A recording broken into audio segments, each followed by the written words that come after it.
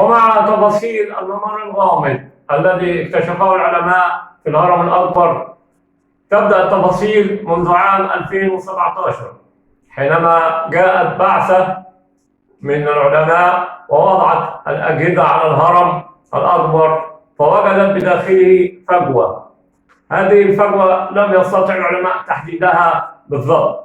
وفي عام 2023 جاء العلماء مرة أخرى، ومع تقدم الأجهزة ومع تقدم الأشعة فوق الحمراء والمجسات وأجهزة الكمبيوتر، استطاع العلماء تحديد هذه الفجوة، حيث بيّنت الأجهزة أنه عبارة عن ممر. هذا الممر داخل هرم طوله حوالي 9 أمتار وعرضه حوالي 2.5 متر. وهذا الممر عبارة عن شكل جمالون يحمل فوقه الصخور والأحجار الكبيرة. ويا ترى على ماذا سوف يدلنا هذا الممر؟ هناك عدة سيناريوهات ونتائج من الممكن أن يدلنا عليها هذا الاكتشاف. السؤال هو: هل يدلنا هذا الاكتشاف على مقبرة الملك خوفو؟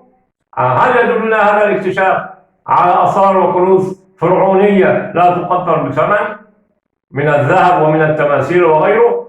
أم هل يكشف لنا هذا الممر في نهايته عن سر من أسرار الهرم أو عن سر من أسرار الكون؟ هذا ما ستكشف عنه الأيام القادمة. تابعونا على يوميات أستاذ رجب، والسلام عليكم ورحمة الله وبركاته.